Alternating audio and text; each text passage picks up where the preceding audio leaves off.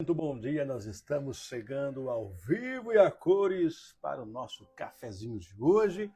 Essa semana belíssima, nós estamos aqui falando sobre cura interior. E hoje quero convidar você a refletir numa das defesas psíquicas que nós podemos usar. O que é defesa psíquica? Toda vez que nós passamos por uma dor, o nosso sistema de proteção, de preservação que nós temos, todos nós temos, ele entra em defesa. Isso é defesa psíquica, criando ali congelamento, luta, fuga. Esses são os mecanismos principais de defesa. E tem uma frase que resume esse mecanismo de defesa, que é uma frase que talvez você tenha ouvido, talvez você tenha falado, talvez você ainda, fale esta frase, que é: está tudo bem. Está tudo bem. Ou seja, essa é a mentira que a nossa mente conta para não desmoronar. Ou seja, nós ficamos nesse movimento de dizer que está tudo bem, estar tudo bem, mas no fundo, na verdade, lá dentro não está tudo bem. Ou está tudo bem, eu já superei. Tá tudo certo, aquilo não me afetou, isso não me incomoda mais, isso já passou. Mas por dentro continua aquela sensação ainda de peito apertado, o coração pulsa apertado, daquela angústia, aquele movimento que a alma grita o que a boca não tem coragem de dizer. Então, está tudo bem? Estar tudo bem pode ser de fato uma defesa psíquica. Estar tudo bem pode ser de fato uma forma de nós nos protegermos de dores profundas dentro de nós. Isso por vários motivos. Seja pela ideia de que eu não posso olhar para a dor, seja pela ideia de que eu preciso ser forte, seja pela ideia de que eu muitas vezes preciso lidar com conteúdos de sofrimento e às vezes não posso lidar com isso. Então, está de fato tudo bem? Isso não quer dizer que não está tudo bem, né? Mas às vezes nós utilizamos essa frase, está tudo bem, para muitas vezes não olhar para a dor. Ontem, a gente estava falando no grupo, uma pessoa disse assim: eu sempre usei essa frase, está tudo bem para não tocar nas dores profundas do meu coração. Então, de fato, está tudo bem? Essa frase ela não é só um modo de falar, ela é muitas vezes uma estratégia não consciente de sobrevivência. Porque se a gente parar para sentir, se a gente parar para olhar para a dor, se a gente parar para de fato olhar para certas coisas, a gente pode ter a sensação que a gente não aguenta. A gente pode ter a sensação de que encarar o que realmente é necessário dói. Por isso que muitas vezes nós podemos usar essa defesa psíquica do que está tudo bem. Você usa essa frase? Já ouviu essa frase? Ou você fala essa frase? Não, está tudo bem, mas por dentro estou desmoronando. Então essa é a mentira que a mente conta para a gente não desmoronar. E tem gente que fala isso, Você vê no olho, você vê no semblante, você vê na pessoa que não está bem, ela fala, está tudo bem.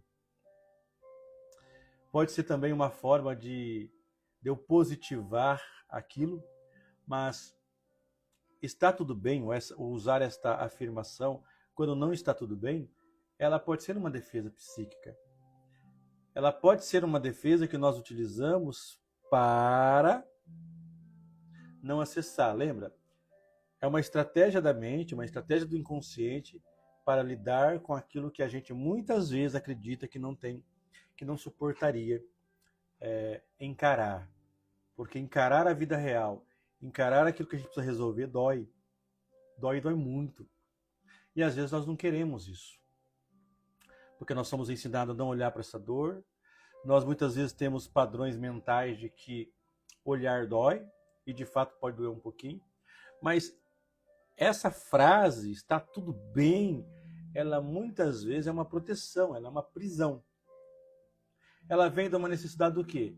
De não dar trabalho para os outros. Ah, eu vou falar que tá ruim, ninguém vai poder me ajudar mesmo. Mostrar uma certa força, mesmo em pedaços, né? Eu tenho que mostrar que eu sou forte, eu tenho que mostrar que eu aguento, eu tenho que mostrar que eu suporto tudo aquilo. Evitar conflitos e confrontos. Ah, tá tudo bem. A gente, ontem, né, não sei se vocês viram, eu coloquei um videozinho aqui daquela cena, né, daquele casal lá que a mulher descobriu que o marido traía e ela fez aquele chá de revelação para toda a família. E mal ela sabia que a família já sabia que o cara pisava na bola e ela fez aquele chá de revelação. Ou seja, ela trouxe ali à tona uma dor profunda. E quantas vezes no relacionamento, eu falo isso constantemente aqui para vocês, né? Ah, tem crise de 7 anos, crise de 10 anos. O que acontece é que muitas vezes a gente vai vivendo o relacionamento assim, tá tudo bem. Tá tudo bem. Só que por dentro não tá tudo bem. Por dentro a gente sabe que não está tudo bem, mas nós somos cobrados e exigidos que a gente seja forte, nós somos exigidos e cobrados que a gente tem que mudar o nosso rosto, porque ninguém tem nada com o seu problema, né? Tem gente pior que você. Então, muitas vezes, esse estar tudo bem é para evitar gatilhos que trazem memórias antigas, é evitar conflitos e confrontos, porque ao olhar para uma situação, vai ter confronto, e não confronto no sentido de confrontar o outro, brigar com o outro, mas o confronto da própria fantasia, da própria identidade falsa, o confronto da própria afirmação de que não está tudo bem. Não está tudo bem. Outra necessidade, né, que está por detrás dessa frase também é proteger a imagem, né, de eu sou equilibrado, eu sou maduro, sou resolvido. Nossa, que pessoa, né? Essa pessoa tem uma resiliência, né? Tudo acontece com ela, ela suporta tudo. E nem sempre ela suporta tudo. Por dentro ela está destruída. Por dentro ela está, se ela pudesse externalizar o que está dentro dela, mas não pode. Por quê? Porque não vai ser compreendido. Já criou uma imagem de fortaleza, já criou uma imagem de potência.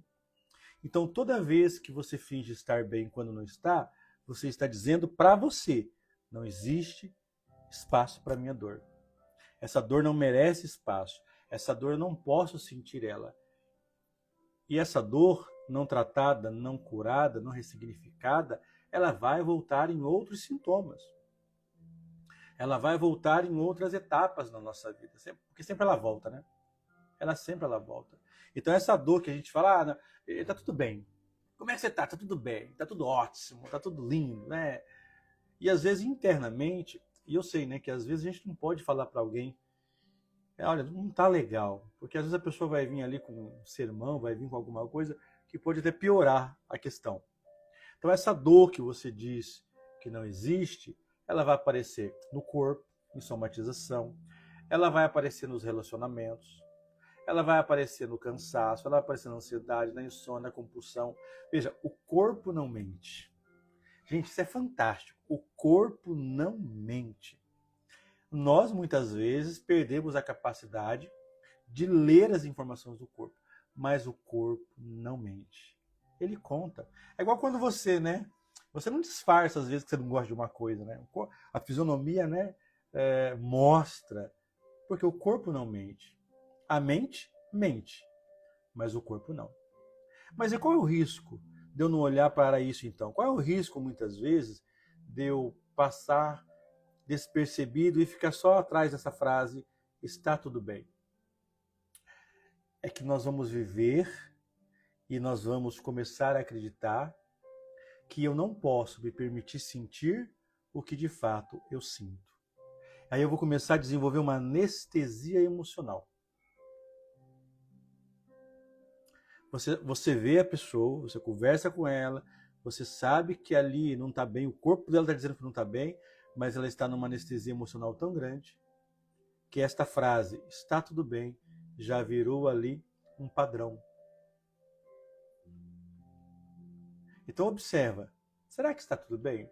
Ah, mas se eu falar que não está bem, eu estou assumindo que as coisas estão ruins. Sim, eu tenho que assumir que as coisas não estão legais para a gente poder resolver. Esse é o primeiro passo para uma cura interior mais profunda, quando eu reconheço que algo não está bom.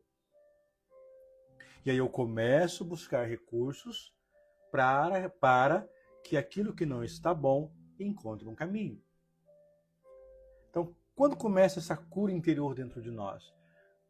quando não está tudo bem. Mas eu estou pronto, e este pronto não é que eu pronto que eu tenho uma força para olhar. Estou pronto, cansei de ficar nessa dor, cansei de ficar nessa frase de tá tudo bem, eu sei que não está tudo bem, e eu estou pronto para olhar. Eu não sei por onde vou começar, mas eu quero me escutar, eu quero dar voz para tudo isso que está acontecendo comigo. Então você dá espaço para sua dor.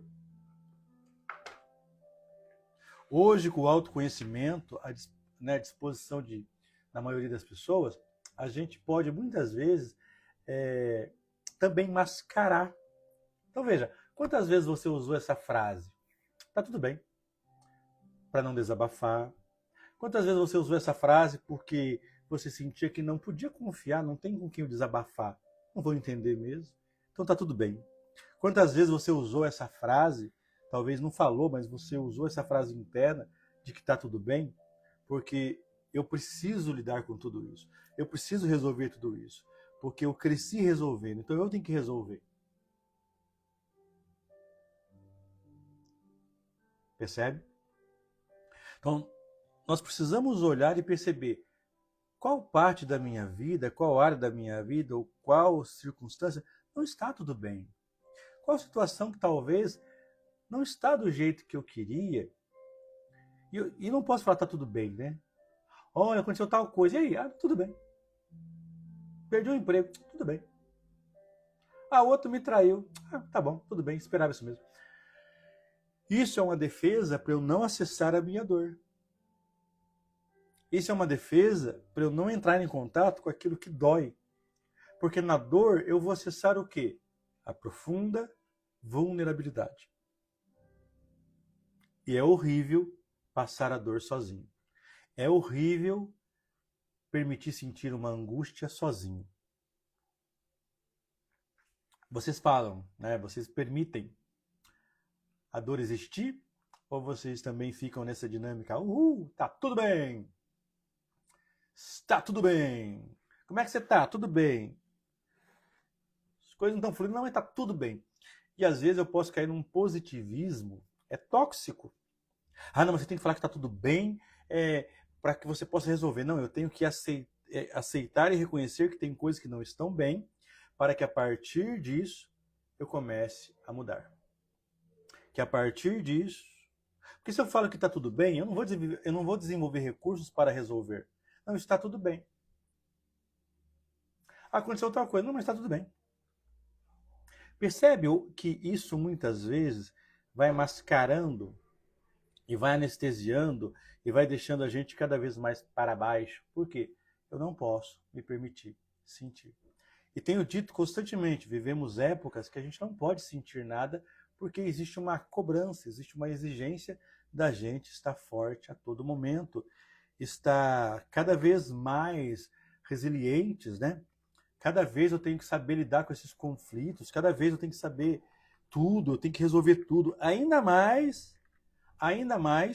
se você for, né, da área terapêutica, aí piorou mais ainda, né? Porque aí você não pode passar por nada disso, percebe? Então, caríssimos, eu quero que você, nesse dia de hoje, perceba, será que eu muitas vezes dou espaço para aquilo que eu sinto? Será que eu não faço como os outros fizeram comigo? Não dou espaço para os meus sentimentos? Eu exijo de mim, eu cobro de mim, eu me puno, porque muitas vezes eu não permito sentir. Eu não permito dar o direito de sentir aquilo que eu estou sentindo, sem a cobrança, sem a exigência que eu tenho que reagir, sem a exigência que eu tenho que fazer alguma coisa com aquilo. Será que eu permito de fato? Ou eu faço como os outros fizeram na minha vida, não me acolheram? E aí a gente reproduz o quê? Histórias da infância. Às vezes nós fazemos conosco aquilo que nós aprendemos com os nossos pais. Então essa frase, está tudo bem, ela pode, uma grande maioria, mascarar as feridas antigas. Essa frase, ela surge e carrega em si uma tentativa do quê? Desesperada de manter o controle. porque dói. A gente que é terapeuta sabe, quando a gente senta diante de uma pessoa que está sofrendo, ali aquela dor, aquela angústia que ela está, e muitas vezes tem que carregar sozinho, por isso que ela procura um profissional, porque às vezes as pessoas em volta dela não sabem lidar com aquilo, cobra reações, cobra atitudes, e muitas vezes aquela pessoa está num processo de incapacitação. Ela está num processo que ela não consegue responder da forma que outra pessoa responderia. E aí ela tem que carregar tudo aquilo sozinho. Por isso que você vai ver, e nós estamos vendo, pessoas sobrecarregadas, pessoas cansadas. Aí eu estou cansado. Aí você pergunta, do que você está cansado? Você fala, não sei. Mas às vezes é um cansaço mais da alma, é um cansaço mais emocional. Ontem alguém me dizia, né? Eu estou cansado de viver. A pessoa dizia, estou cansado de viver. Eu perguntava, pera, mas esse cansaço está levando você aqueles pensamentos? Não, eu só estou cansado. Eu queria dormir, dormir, dormir até tudo isso passar. E qual era o cansaço? Ela relatava, essa pessoa relatava. A minha família não entende o que eu estou sofrendo, a minha família não sabe, ela acha que é frescura, ela acha que é falta disso, é falta daquilo. Eles exigem de mim coisas e eles não me escutam. Eles falam que é para chamar atenção. Percebe que nós, muitas vezes, não nos permitimos sentir o que sentimos porque nós precisamos ter uma frase na testa escrita, está tudo bem. Por que você está com essa cara? Por que você é desse jeito? Tem gente pior que você. E aí a gente vai criando em nós uma armadura onde eu não olho de fato para as coisas que não estão tudo bem. Poxa, mas isso não é uma ingratidão? Isso não é uma reclamação? Não, reclamação é uma coisa. Reclamação é quando a gente fica lá, eu não aguento mais isso. Aquela murmuração que eu não saio do lugar. Mas eu reconhecer que certas coisas não estão tudo bem, faz parte do processo de solução de um problema. Se eu olho para o meu casamento e eu sei que não está bem certas coisas, e eu fico, não, está tudo bem, e não resolvo, isso lá na frente vai estourar. Isso lá na frente vai explodir. Se eu não olho para as coisas profissionais, da minha vida profissional, e falo, tá tudo bem, eu sei que não tá, mas tá tudo bem, isso vai estourar lá na frente. Isso vai explodir de alguma forma. Então, quando foi a última vez que você falou está tudo bem, sem estar de verdade? Como eu disse, eu sei que nós, hoje, no campo dos relacionamentos, as pessoas à nossa volta, pela pressa, pela correria, não tem tempo de simplesmente nos ouvir.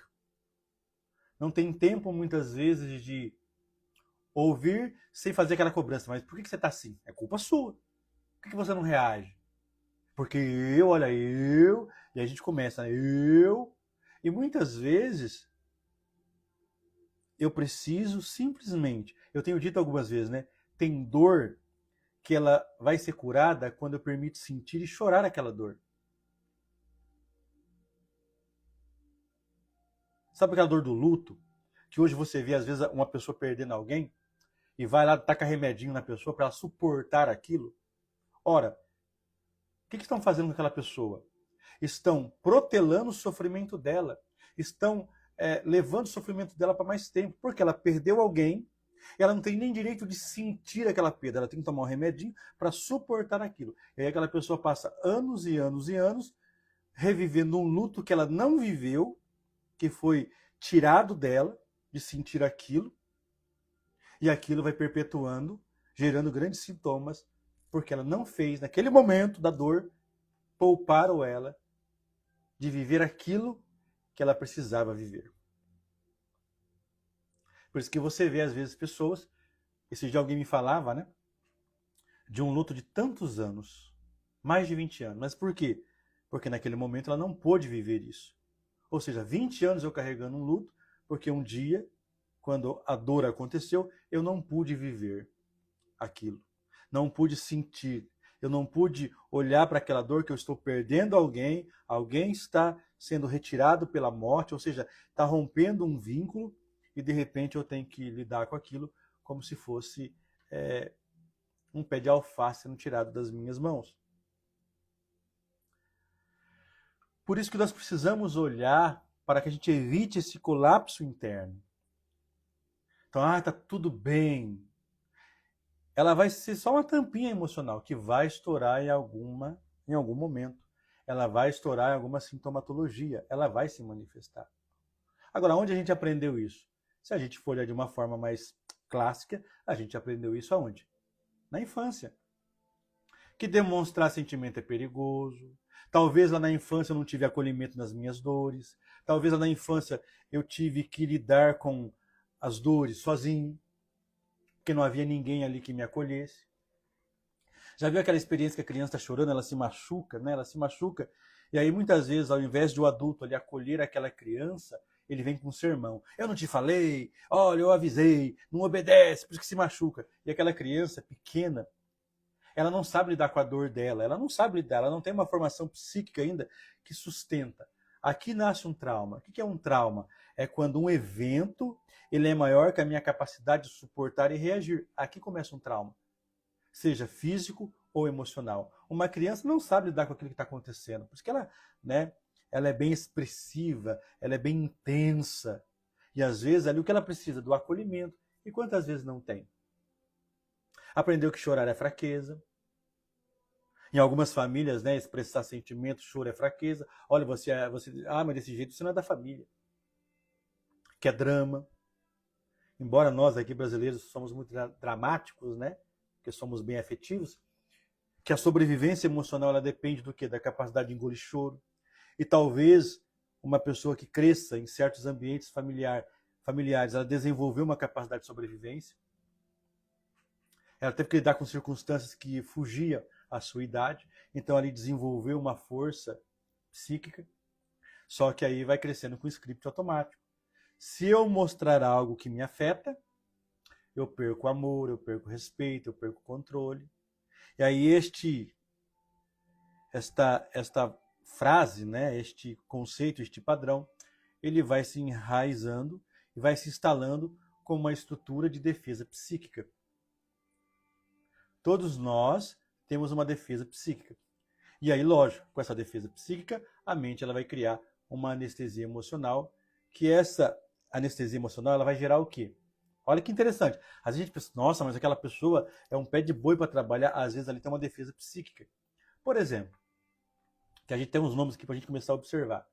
Às vezes, o ser independente, né? Eu quero ter independência, eu quero ter independência, eu quero ter independência demais, eu quero ser livre, eu quero ser independente. É um grito dizendo, não quero precisar de ninguém, porque quando eu precisei, faltou. Então agora eu busco essa independência. Agora eu busco não depender de ninguém. Qual é a dor que está por detrás? De uma pessoa que dependeu e não foi cuidada, não foi acolhida. Agora eu preciso desenvolver esse recurso. Aí a gente olha para alguém e fala, nossa, aquela pessoa é proativa, né? Aquela pessoa, olha, ela é um pé de boi, ela trabalha, ela faz acontecer. E às vezes ali existe um grito de alguém que não foi acolhido. Outro é o foco, né? Aquela pessoa que tem um foco nas atividades. Então, o foco dela é o trabalho, o foco dela é as ações. Por quê? Ela precisa se proteger. Outro mecanismo é, não tenho tempo para isso agora. Eu tenho que fazer, eu tenho que estar lá, eu tenho na luta, estou na sobrevivência, eu estou no corre, eu não tenho tempo para viver. Eu não tenho tempo para a família. Eu não tenho tempo para mim, eu não tenho tempo de lazer, não tenho. Eu só estou no corre, eu estou nesse corre. Você pergunta para a pessoa assim, e aí, como é que tá? Estou na correria. Ela não tem tempo. Ela não tem tempo para resolver os problemas. Ela não tem tempo, ela tem que resolver o problema dos outros. Ela não tem tempo. Por quê? Porque tem gente pior que eu, então eu não posso dar o direito de seguir, porque tem gente sofrendo mais que eu, tem gente passando mais que eu. Eu não tenho direito de reclamar, eu não tenho direito de sentir, porque tem gente sofrendo mais que eu. E às vezes por trás disso tá, eu aprendi que o meu sofrimento, a minha dor, ela não é importante. E eu não posso sentir ela. Mas tudo isso o quê? É uma fuga do sentir. É uma fuga daquilo que eu preciso de fato ver. E o que acontece muitas vezes se eu vou reproduzindo isso? Se eu vou constantemente reproduzindo isso, esse padrão, né? Que aí vai virando um padrão. A gente vai se tornar funcional por fora. Então, por fora, nós somos funcionais. Ontem, né, num grupo do Resiliência, que é o grupo de trabalho dos traumas, uma pessoa dizia, mas eu estou disponível para o relacionamento. Eu estou. Então, a pessoa confunde coisas externas de coisas internas. Então, eu estou disponível. Olha, se você tivesse disponível, as pessoas estavam chegando, você tinha um relacionamento. Então, se eu não tenho, ou está chegando pessoas com certos padrões, eu ainda não estou disponível de dentro para fora. Então, veja, é de dentro para fora e não de fora para dentro. Então, eu vou tornando funcional por fora. Então, por fora, quem me vê uma pessoa amadurecida, quem me vê uma pessoa que faz tudo, vê uma pessoa que não tem problema, vê uma pessoa que é forte, vê isso. Mas eu estou desconectado por dentro. E isso vai fazendo o quê? Que eu me afaste de vínculos verdadeiros, eu vou me afastando de pessoas, eu não tenho tempo de me relacionar, eu não tenho tempo de viver, eu não tenho tempo. Eu preciso estar aqui, executando. Eu sou o executor. Basta viver relações superficiais, porque não tem vínculos profundos. Então, são as relações superficiais. Eu não crio vínculo com essas pessoas. Vou desenvolver doenças psicossomáticas aí de várias formas. E lógico, com isso, ela perde a capacidade de se encantar com a vida. Ela entra tão no modo automático que ela levanta, produz, dorme, levanta, produz, dorme, levanta, produz, dorme. Ela não tem vida. A vida não é leve, ela não consegue sustentar a leveza, nem mesmo a alegria. Então é aquela pessoa que você olha para ela, você olha para o semblante dela, você não vê alegria. Mesmo com a boca fechada, né? Não diz que os olhos são espelhos da alma. Você vê, às vezes, a alegria nos olhos daquela pessoa. Mas você vê aquela pessoa, ela está... Por fora ela até dá um sorriso, por fora ela até brinca, por fora ela até conversa. Mas por dentro ela está totalmente desconectada. Por quê? Para não sentir. E o perigo disso é que a gente vai passando a acreditar nesta mentira. Essa mentira é porque eu quero enganar? Não. Esta mentira é aquela vida que eu fui criando, que não é a vida verdadeira que eu quero viver, mas eu vou acreditando que é aquilo lá. Então, depois de eu repetir tantas vezes esse padrão, depois de eu repetir tantas vezes, essa frase deixa de ser uma defesa e ela vira agora meu ambiente seguro. Então, eu me convenço que sentir é fraqueza, ter vulnerabilidade é problema, precisar de alguém é sinal de carência, eu não preciso de ninguém, porque eu até aprendi lá atrás que eu preciso estudar, eu preciso crescer para não depender de ninguém. Qual é a dor que está por detrás? É a dor de quem muitas vezes não teve. Vocês que tiveram mães, né, que ensinaram vocês, ó, estude, trabalhe, para não precisar de homem nenhum. Ela está dizendo uma dor, ó, não faça como eu, não conta as histórias das mulheres aqui, que foi contar com o homem, que foi precisar do homem e sofreu. Se eu tivesse estudado, se eu tivesse trabalhado, então eu quero que você não passe pelo que eu passei. Existe uma dor por detrás. Já estive nesse lugar, né? A maioria de nós estivemos nesse lugar. Não tem quem não passou por esse lugar, né? Agora, e por que é tão difícil sair desse lugar? Porque eu preciso voltar a sentir. Eu preciso voltar a sentir e sentir tudo. E às vezes eu vou acessar dores dentro de mim que eu acreditei que já estavam curadas. Eu vou acessar dor que eu acreditei que já estavam resolvidas dentro de mim. A anestesia é confortável, ela protege, mas ela congela, ela engessa, ela desconecta o coração. E muitas vezes, até nas próprias dinâmicas terapêuticas, a gente pode permanecer na anestesia. A gente pode permanecer naquelas anestesias, por quê? Porque às vezes eu vou para um processo terapêutico e não vou para sofrer, mas às vezes eu não me permito. E aí eu vou buscando terapia, não para olhar para a minha dor, eu vou buscando terapia para ficar com mais armadura, para ficar com mais recurso. Eu sempre digo, né, nos grupos, quando a gente vai para o processo terapêutico, quando a gente vai lá para o resiliência, quando a gente vai começar esse autoconhecimento, a gente não vai colocar mais coisas, a gente vai tirar esse monte de coisa que colocaram em cima da gente.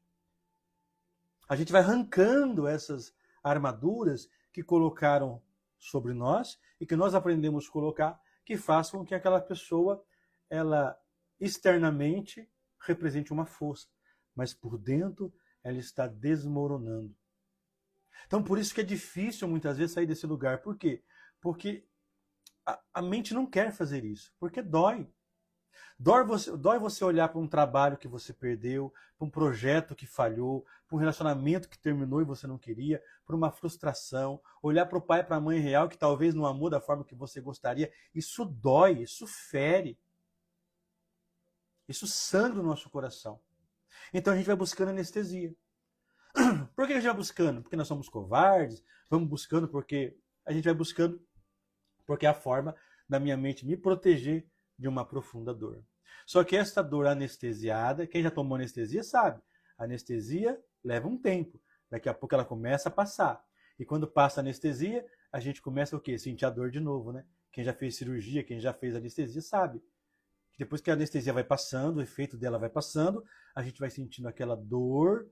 E como bom seria se a gente tomasse um pouquinho mais de anestesia para que quando ela passasse, a dor não estivesse mais ali. Então, como que a gente começa então esse processo curativo? A cura começa, a libertação emocional começa quando você reconhece o que está doendo em você. Mesmo que ainda você não saiba o que fazer com isso. Então a cura começa quando eu reconheço, aqui tem uma dor, aqui tem uma frustração, aqui tem uma coisa que me incomoda, aqui tem uma ferida, aqui tem algo que não está bom. Quando eu começo a reconhecer. Mesmo que eu ainda não sei o que fazer com aquilo, mesmo que eu ainda não sei o que vamos fazer, mas eu começo a reconhecer aonde está doendo. Então hoje, pensa, aonde será que eu coloquei essa anestesia do está tudo bem na minha vida? Aonde eu coloquei este remedinho, né? Esse metiolato que nem arde mais? Qual área da minha vida? Na área pessoal, na área profissional, nos meus sentimentos, nos meus relacionamentos? Onde eu coloquei esse band-aid aqui de tá tudo bem, mas não está tudo bem? E aí eu começo. Eu não sei lidar com isso ainda, mas eu vou aprender. Eu preciso de ajuda e talvez eu vou buscar ajuda profissional. Não, ou talvez um amigo. Às vezes a gente precisa chorar, né? Não quero mais fingir que está tudo bem. A gente tem que começar por aí. Então, o processo curativo, ele começa quando você reconhece que está tudo bem. É a mesma coisa quando você fala para alguém assim, você precisa fazer terapia. E a pessoa, né, ela vai para a terapia, mas ela não reconhece que ela está precisando. A terapia não vai funcionar, porque ela não reconhece que ela precisa. Outros veem aquilo nela, mas ela não reconhece que ela tem problema. Ela não reconhece que está doendo. Ah, não, já resolvi, já passou. Então, veja, ela não reconhece que ali existe uma dor. Mesmo que não sinta mais nada, aquilo está num nível de congelamento. Está num nível de congelamento. Então, vou deixar aqui algumas perguntas para você meditar. Quando foi a última vez que você disse tá tudo bem, sem estar? Que parte ainda acredita que sentir é ameaçador e doloroso? O que você mais teme que aconteça ao admitir que está doendo? Então, o que você mais teme se você de fato reconhecer? Aqui existe uma dor. Aqui não está tudo bem. Nesse trabalho não está tudo bem. Neste relacionamento não está tudo bem. O que você mais teme que aconteça se você de fato admitir que está doendo? Pense nisso. Isso vai te ajudar. Primeiro passo para uma cura é eu reconhecer que está doendo algo, que algo não está bem. E não precisa estar bem. Só preciso ter a clareza de que isso que não está bem, a partir do momento que eu reconheço, pode encontrar um lugar. Porque a partir do momento que eu reconheço que algo não está bem, eu posso desenvolver recursos. Como é que vocês estão? Fala comigo aí enquanto eu tomo meu cafezinho.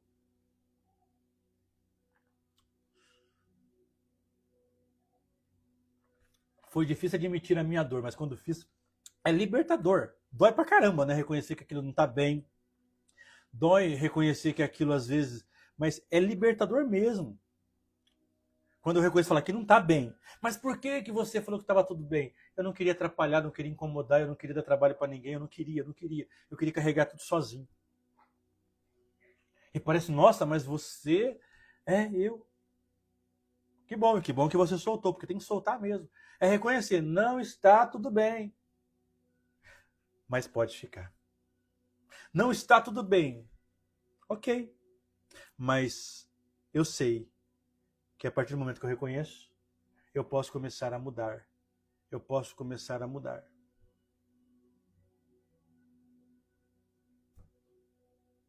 Tem outras dores que eu ainda não consigo identificar. Olha para os sintomas. Porque às vezes não tem dor mais emocional. Por exemplo, às vezes você vai falar de um assunto, você já não sofre mais com aquele assunto. Você já não tem mais uma dor emocional. Já não tem uma carga emocional. Exemplo. Lá atrás eu terminei um relacionamento. Já não sofro mais, já não choro mais por aquilo. Mas isso não quer dizer que não tem efeito. Então, às vezes, eu não tenho mais a dor emocional, o sentimento. Eu falo sobre aquele assunto, mas aquilo não dói mais. Só que aquilo, ele age em silêncio no meu comportamento, na forma de pensar, na defesa psíquica. Ele não está doendo. Eu falo do assunto, mas não dói. Só que ele ainda está agindo. Ele está me influenciando nas decisões, na postura, na forma de pensar, na forma de olhar. Então, às vezes, a gente não consegue identificar porque a gente tem que identificar a dor emocional. Ou seja, eu falo daquele assunto, eu tenho que chorar, eu tenho que sentir. E às vezes eu não sinto mais aquilo. Às vezes já foi para uma camada de congelamento, só que eu estou vendo o efeito. Então, às vezes eu não vou ter mais essa dor emocional. Falarei do assunto, mas não sentirei mais.